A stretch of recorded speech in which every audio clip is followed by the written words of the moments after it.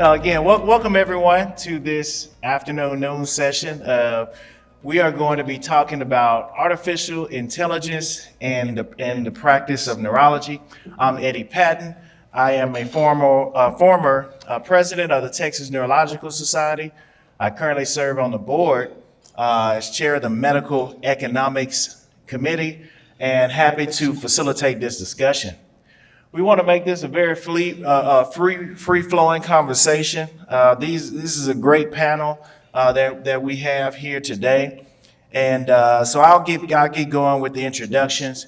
Again, if you do have questions, please go to the mic. We want to make this very interactive as well. So please go to the mic if you have any questions.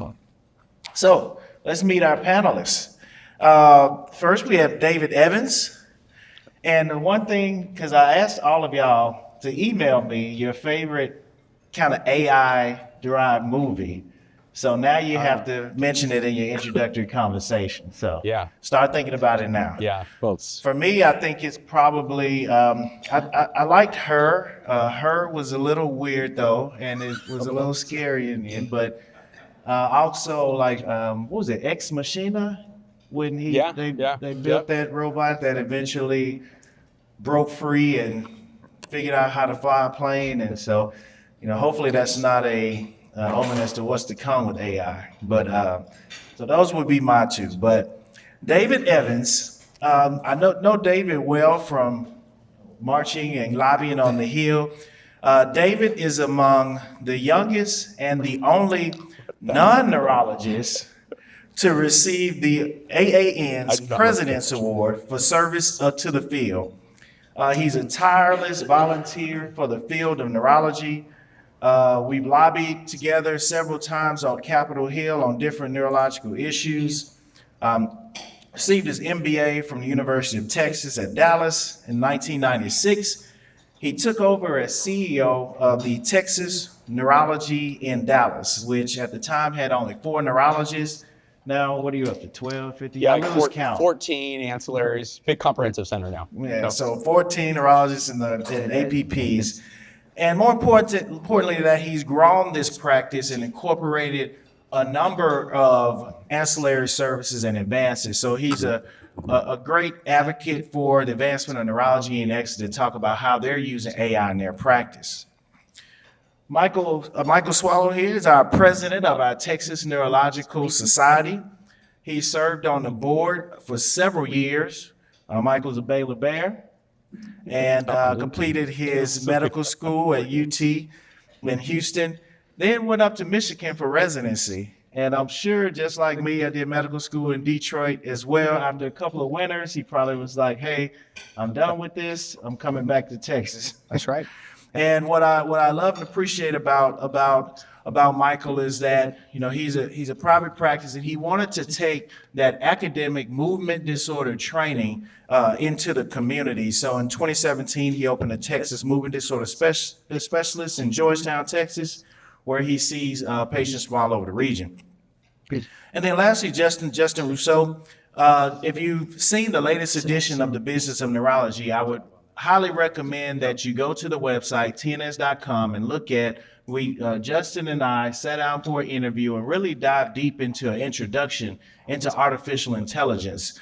So if you haven't had a chance to see that, I highly recommend that you go and check out that episode. So it's a much longer bio there, but just to say a little bit, Dr. Rousseau is a neurologist with a board certification in clinical informatics and a master's degree in biomedical informatics. He currently holds the position of the Deputy Chief of Informatics at Neurosciences at UT Southwestern. And before joining that, he was co-director of the Data Core, which is part of the Dell Med IT Enterprise Data Intelligence at Dell Medical School in Austin. So another great resource to hear about AI. So let's dive into things. So we'll start here with Michael. And again, tell me your movie first. But after that, just give us your overall impression of how you feel about artificial intelligence going into practices. Are you optimistic, pessimistic, or just downright scared or excited? Yeah. Well, I think that Avatar maybe would be one of my favorite kind of computer-generated AI generated movies, especially the newer ones. So I'm sure there are more, but that's what comes to mind in the last 2 seconds when I realized I had to give a movie. So as far as my outlook on AI, I'm excited and very eager. I've always had the mentality of trying to work smarter, not harder, especially in private practice. And I'm sure we'll get into this, but some of the ways that I currently use AI has been helpful in our practice. And so as with everything, we have to have a moment of caution as we approach AI and, really think about that. But overall, extremely optimistic. Yeah. Justin. So Justin Rousseau, my favorite AI movie, I gave two. One was The Matrix, and then the other was The Mitchells versus the Machines. I've got a 9-year-old and 12-year-old, and so that introduced me to that movie, and I'd recommend it for everyone. Both of the movies deal with robot uprisings and machine uprisings, and so you might think that my outlook would be pessimistic, but I'm on both sides of the fence here. I have great optimism for what we can do with AI, but I'm always on the lookout of how are they going to try to overtake us. Yeah, I don't remember the name, but the Will Smith movie where they did overtake us is the one that first comes to mind. Yeah, look, I think I'm optimistic from the administrative side, and we'll talk a little bit about some things that we're already using in there. And I worked with Eddie for a long time. I also chair health policy for the Academy of Neurology, and this is an area we're closely looking at. So for me, it's concern about how fast it's moving. There's a letter going right now, I think about 25,000 business people have already signed it. There's more people signing it, asking for a 6-month pause in application. So I think that's really important that we take a pause because the laws and regulatory side. My biggest concern, or we've all seen the studies around bias mitigation, that's a concern. Liability, I don't think we have clear guidance on the liability standpoint. And then always I'm concerned about regulators, how they'll look at this because of the way we are priced on the RVUs. The quicker you are with stuff, the more the reimbursement comes down. So I want to make sure we have protections in place so we're not disincentivized to use AI or there's some people that are hesitant to use it are reimbursed less. So those are the things that concern me. Excellent. All right, well, let's talk in a little more specifics, a little more specificity about how you all are using AI in your current practice. As I mentioned before, Michael, you have a private practice, and of course, time is very important for you, and always looking and balancing time versus resources. So, how have you utilized artificial intelligence in your practicing so far? Yeah, so I'm a movement disorder neurologist, and so the majority of our patients are Parkinson's, Huntington's, ataxia, neurodegenerative disease patients. And so we have 60-minute new patients, 30-minute follow-ups, and have to work hard to keep those slots that large. But we cover a lot of ground in that time. And I often found myself not fully capturing everything in the note that we actually talk about because our patients come in with a list of 27 questions, and obviously we'll get to as many as we can, but it is very hard to document each and everything that we discuss. And so probably my favorite way of using AI is our different note generating platforms, not just a speech to text platform that's been around for quite some time, but more so you have a platform that's listening via an iPad or a tablet or a phone, and it is listening to the conversation. We're talking about kids and family and Parkinson's and all these non-motor and motor features. And then at the end of that, within 10 minutes, less than 10 minutes actually, I have a complete note that has weeded out the conversation and that has put all the pertinence in and has even generated a problem list for me that I can then copy and paste into my EHR and go from there. And I make edits along the way, but that has been a drastic time saver for me. And this is where I'm pretty passionate about independent practice versus large hospital systems is whenever I first contacted a larger company to talk about this type of technology, I quickly learned that the entrance to the market was a $20,000 to $50,000 startup. And that was just to get the software and get it integrated into our system. And that is cost prohibitive for a small practice with one physician and 2 PAs. And so I could not do that.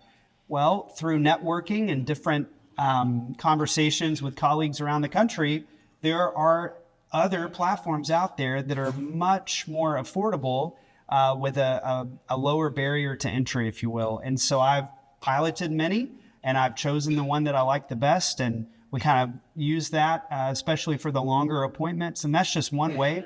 And then briefly, another way that I've used AI is to generate consent forms for botulinum injections, for example. What are the risks and the benefits? And obviously, I read every single word and I add things, but that it's a great starter piece. And then even with medical student education, I've used AI, and whether it be through Google or Microsoft, to generate slide content and outlines and agendas for some of our presentations, and then we fine tune it from there. So things that used to take me days to do a PowerPoint for a lecture, I can now do in a much faster way by having a lot of the content generated, at least preliminarily generated for me, so I can then fine tune. So those are 3 big ways I've used AI in my practice. Yep. And just a follow up to that, how do you incorporate the conversation with your patients? Do you tell them that this is being, how it's being recorded and transcribed, or do you have to do that at all?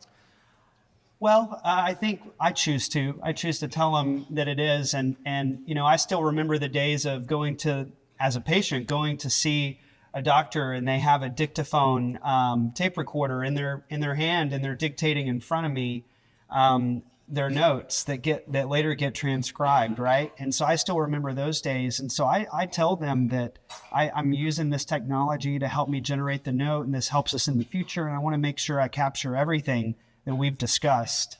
And what I didn't mention this earlier, but what's nice about some of these platforms is that not only does it generate a note for me, the provider, but there's also a patient-friendly version of these platforms that at the same time that it generates my note, it will generate a summary of the visit in layman's terms for patients using patient pronouns that are appropriate, whether it's a guy or a girl. And it does all that. And I can print that patient after visit summary with exactly our titration plans and everything, which can be quite complicated, and it nails it.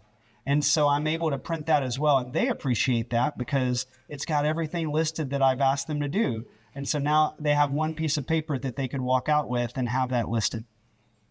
Excellent. Good. Now, shifting gears slightly to more of an administrative standpoint. Yeah. David, you run a large, multifaceted practice. A lot of neurologists, a lot of different services. Can you enlighten us on how you and your practice have used artificial intelligence for some more of those kind of administrative things like prior authorizations and transcribing and so forth? Yeah, so I wear a couple different hats, as you can tell, but we also have NeuroNet, which has about 1,600 prescriber neurologists around the country. So I spend a lot of my time actually looking at this technology, trying to ease administrative burden, specifically for community practices.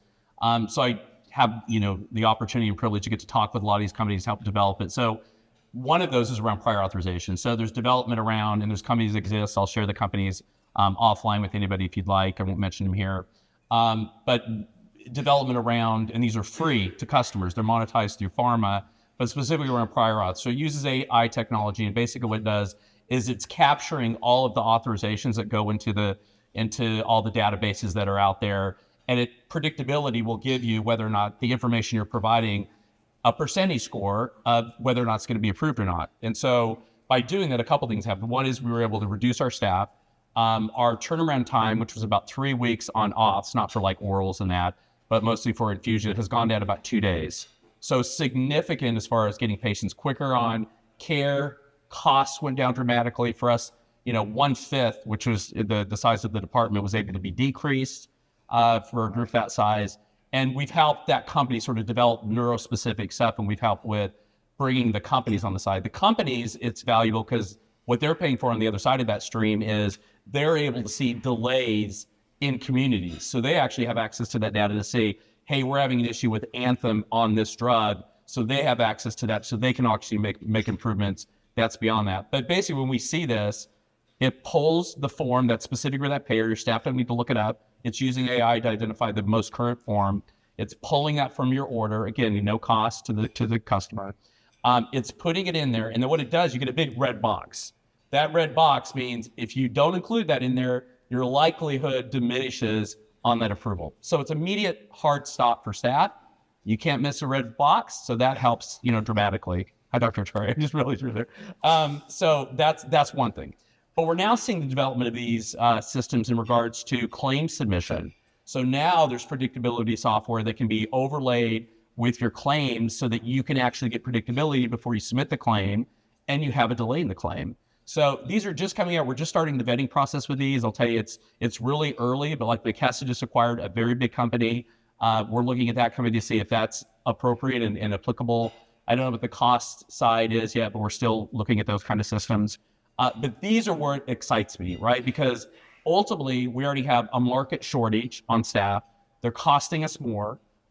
Payers don't care. The system doesn't care that we're having these increased costs. And so for us to play the game, we have to be very efficient in how we use this. And ultimately, if we can get a no-cost system, we're going to leverage that in there.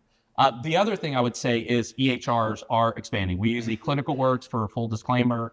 They have an AI function. And when they say AI, I think everyone agrees that AI gets used way too much. It's either generative text. There's not like her where it's actually thinking these things through. But what it does use, takes your whole entire framework, your whole system. But what it does is it uses natural language processing, which is actually the correct terminology it should be. And you can just query it. So things you can do now, rather than your staff going to the schedule or going to look up a patient, you can say, give me a list of all patients who have ALS, and it'll find it. Find me the next appointment for an EMG for this diagnosis. I mean, you don't have to go and look for this stuff now. It's built into the EHRs. Now, with everything, you do need to look at cost. Always be cautious. Anytime someone tries to employ technology, doctors are always the easiest ones to try to get money out of. So always do your due diligence. We have a great network, TNS, but you can always reach out to me. Happy to have conversations with folks. But those are the things I think that are exciting for me right now. Wow. Yeah. And any resistance from your docs as far as using this stuff and getting going with some of this new innovative stuff? I have this mantra, and probably the reason I've been in my position for 25 years is because I see my role as trying to not interfere with the doctor's work, but supporting that work. So I try to do things behind the scenes so that ultimately they can focus on their care. And so I'm there to support them administratively, and I don't want to interrupt them. I don't want this to affect the work they do. And so most of the time, they don't even know this is happening. And that means I'm successful in my job. So that's the way I look at it, right? Excellent. It's not All right. So, and then Justin, you're in the academic center and have a long history in bioinformatics. As I mentioned earlier, I had the pleasure of interviewing Justin for our Business of Neurology video series, and it was an awesome time. I really do recommend that you take a look. But during that interview, you talked about some of the cool things that you've been doing, even from a research standpoint and so forth. So yeah, just enlighten us about some of the ways in which AI and neurology that you've been active in. Sure. So a large part of the research that I do is on the secondary use and secondary analysis of EHR data. And so then it falls into then natural language processing as one of the tools that I work with. That there's a lot of efforts in information retrieval, and so working with researchers who are trying to identify cohorts of patients for studies. So building out the algorithms to identify those cohorts, and I say algorithms, but similar as what you said with AI, like this can be very basic stuff, like what's your list of diagnosis codes, but then can we include that with lab values that you might be looking for, or medications that the patient is taking, or signs and symptoms that are in the notes that we would need to extract out with natural language processing. And then I focus also on then the performance of those algorithms. So how well do we do at identifying what we're looking for, and are we getting too many false positives or missing patients? And then from the generative AI standpoint, using large language models, it's allowed for some I've had a lot of fun with it of evaluating the performance of those. So it's not just do we get it right, do we get it wrong, but where it can give a summary. How do you evaluate the quality of that summary? Is it complete? Is it correct? Are there hallucinations in it? And then how do we improve that? And so that's a space that I do a lot of work in. Now there's a gap between that work and then clinical practice.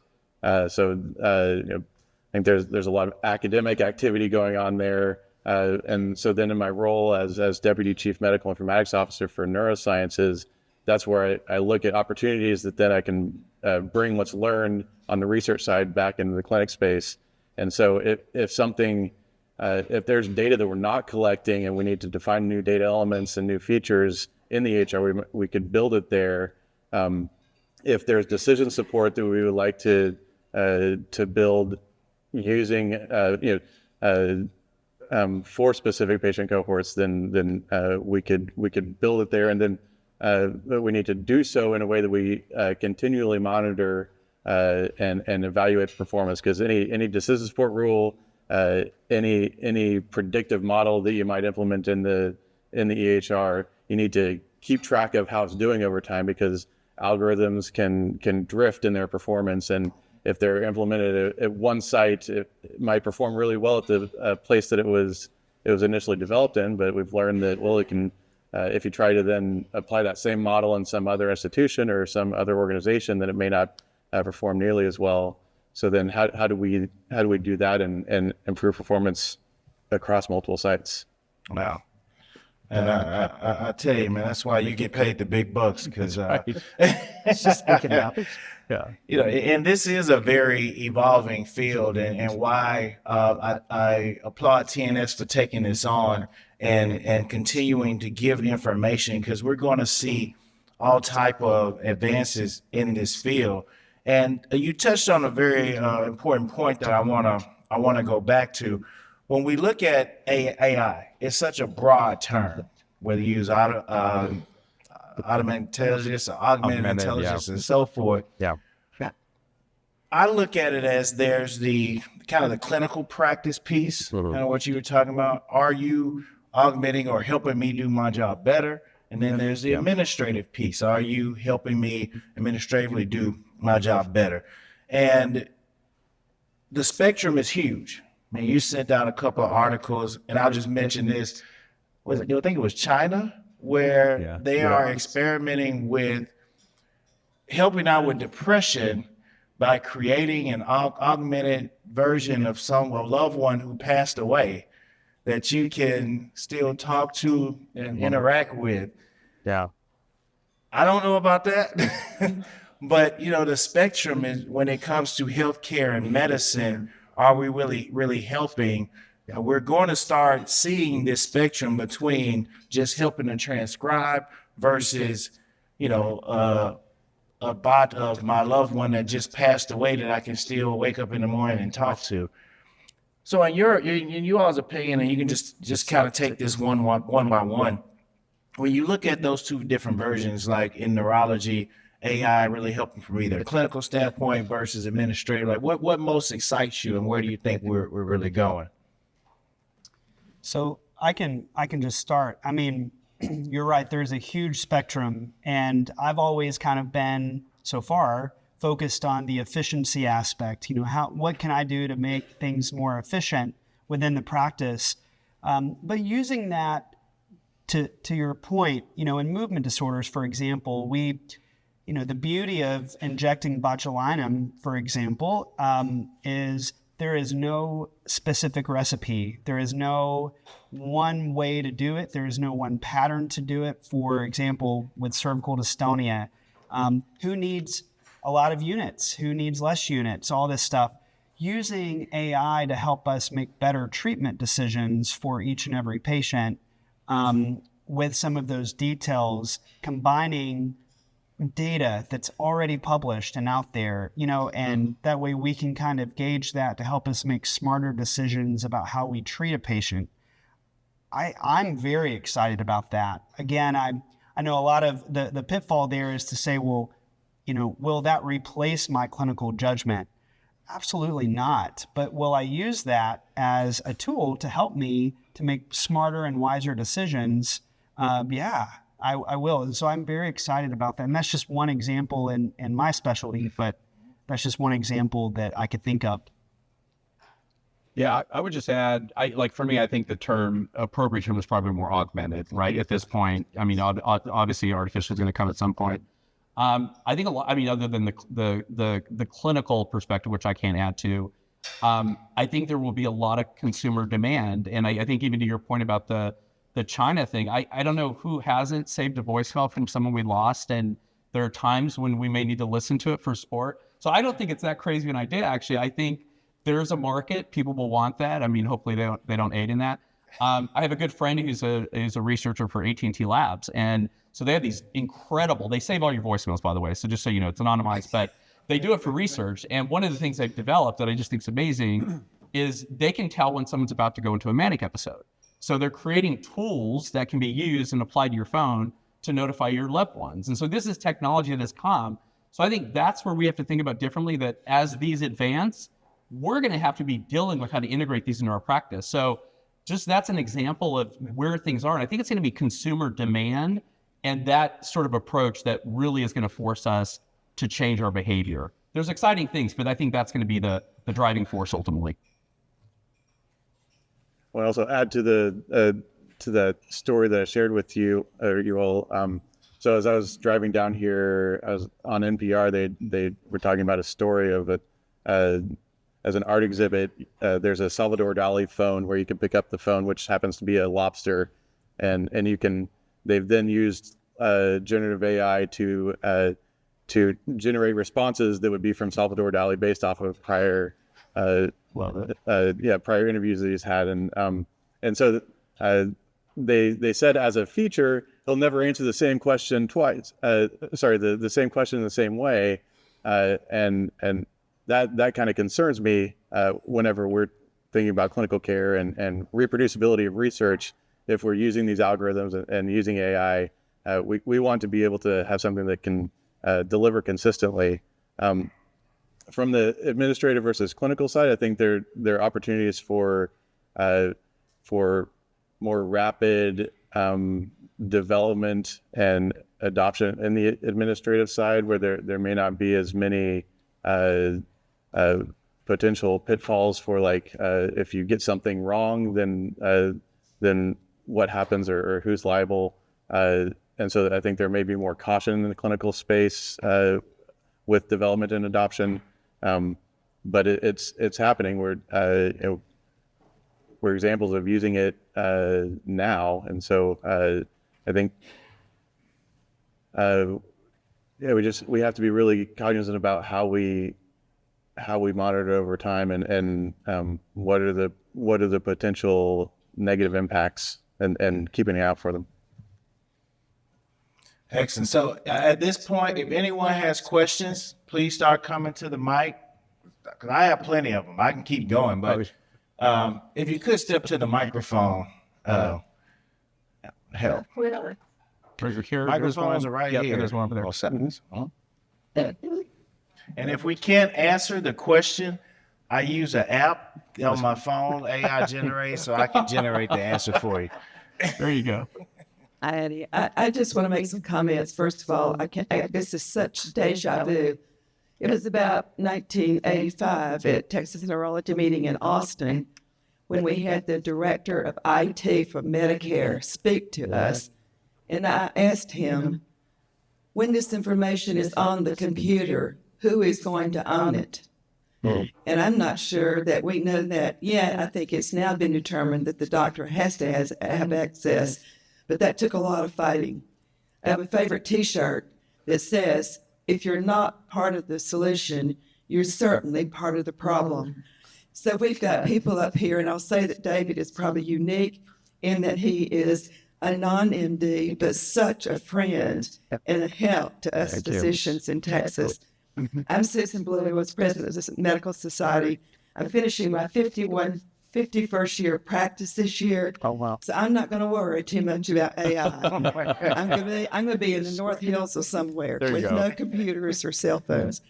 But for the younger physicians in here, and I've been looking around to see how many are young, we got all ages in here, but get involved. David's right. Doctors often have no clue what's happening to them. Not my words. You kind of said that. Not my words. You kind of said You that. go with that. I agree. They don't. They don't. So get involved, find out what they're talking about, and don't let it just happen to you, because I think it's going to be another revolution, just like electronic records. Thank you so much for that. Thank you for that. Hey, Audrey Brobeck from Dental Med in Austin. The thing that raises my blood pressure is having to come home after clinic and write notes. And so I guess, in order to justify an AI or whatever, even a scribe to help me write my notes, I would have to show an increase in productivity, but my clinic's already packed. I'm doing my notes in the evenings. Yeah. And so how would one justify to, their enterprise that it's a cost saving when it doesn't actually increase the number of RVUs you're going to be generating? Yeah. So, I certainly, I'm sure both of us could appreciate that from a administrative standpoint as well as a clinician standpoint. I'll just add that both at the national level as well as the state level and especially institution levels, burnout is something that's very common. And that is a buzzword that is now generating whole course content, even from current practicing clinicians all the way to students, medical students. I'm a clerkship director, and I know there is discussion of how to mitigate burnout even from a medical student level.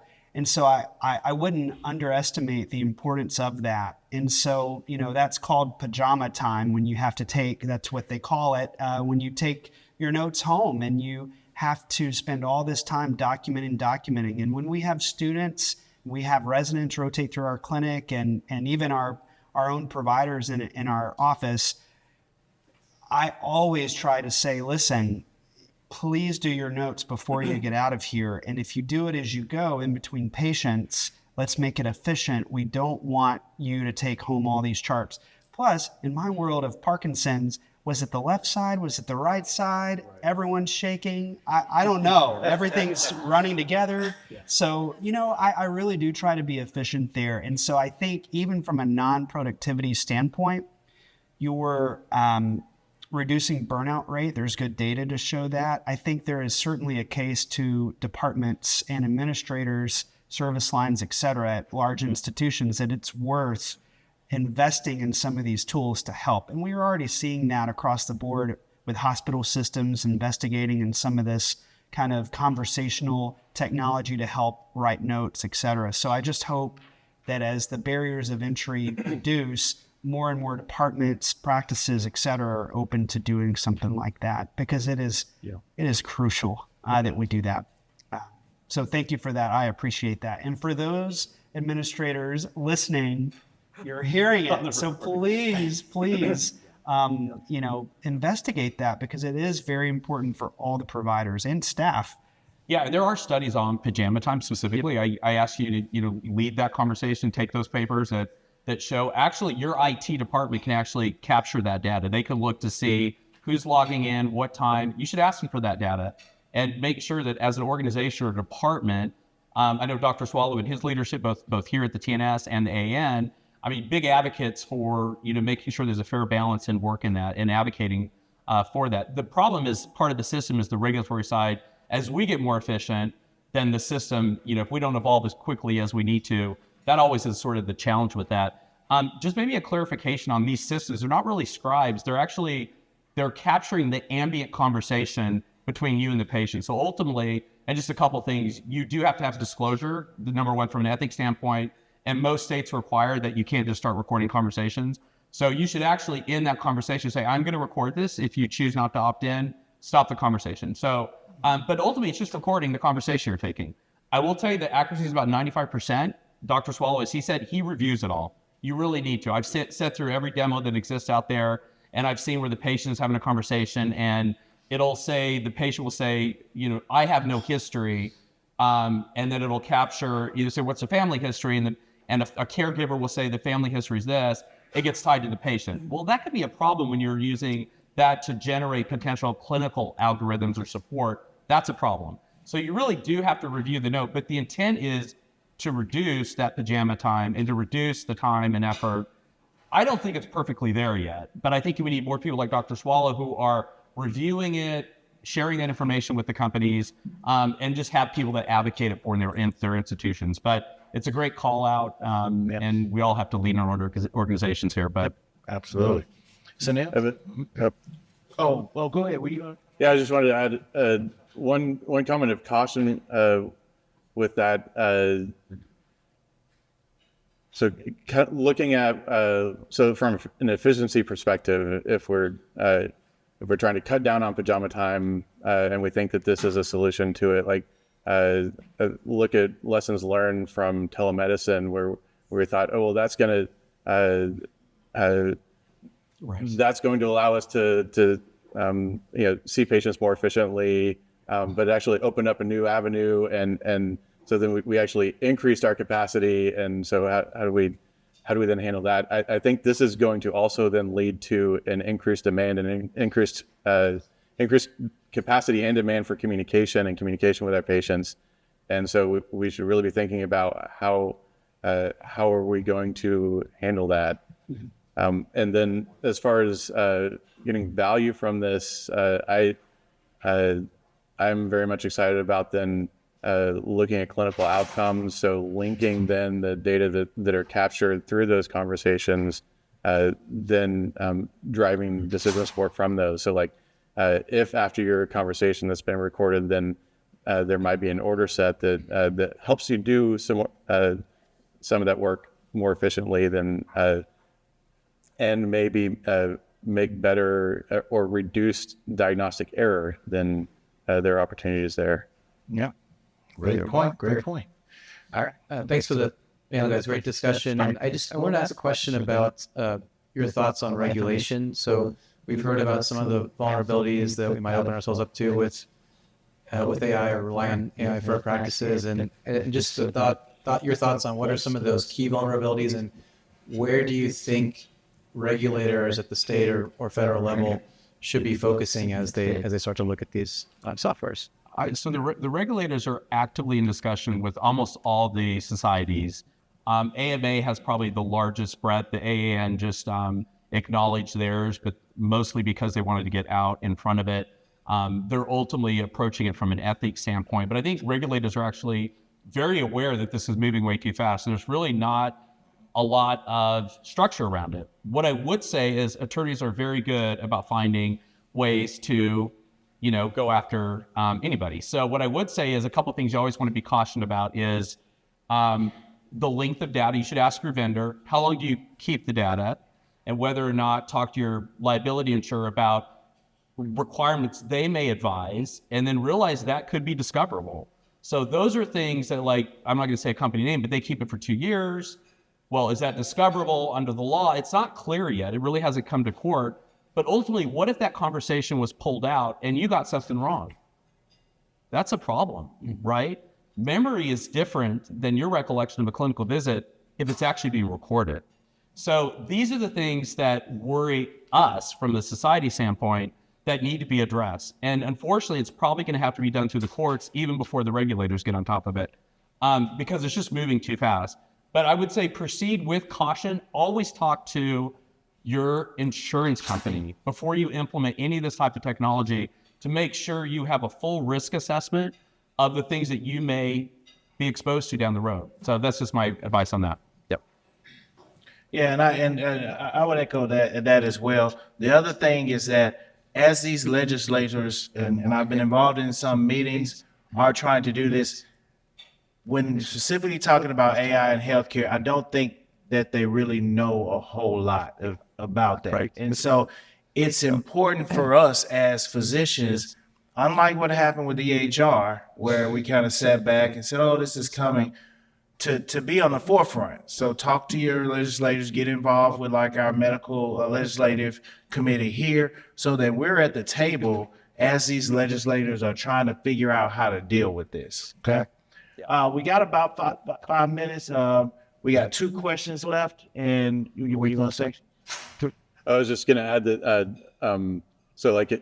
I worry also about how it might affect physician burden and documentation burden. I mentioned it in our video too, so we could look there. But if you go along with a predictive model or a recommendation from any of these AI models, then there's going to be a requirement to document that you did or did not. And so I really worry about then adding more and more to how much we document. Yeah, me too. Yeah, absolutely. So we'll go here and then there. All right. Mm-hmm. Thank you very much. Excellent summary. Just a general comment. I said all neurologists ready to practically retire. We neurologists, we have a particular unique identity when we graduate and then we go into our training. I remember when after the Baylor College of Medicine, my graduation with my black bag, thinking that I was going to be one of the biggest sleuths, in my community, trying to trace those very difficult, invisible neurological tales. So we think in that way as a neurologist, but now with AI, probably that identity as a neurologist is kind of going to die a little bit, because we are going to be depending on AI information, not on our skills as a biggest sleuth. So that comment I have for you. Thank you very much. Thank you for that. Uh-huh. Gary? So I'm Gary Clark. I come from a very large pediatric neurology program in Houston. And the institution that I work within has essentially owned 65% of the pediatric practices in Houston. And we're all in the same medical record. The demand for what we do is tenfold greater than our capacity, and we don't triage.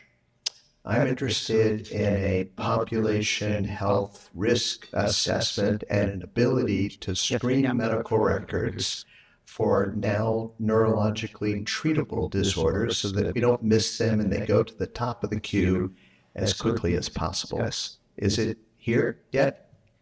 That sounds very just and It does. Yes. David and I bowed out. But I'm working on it actively. yeah. Being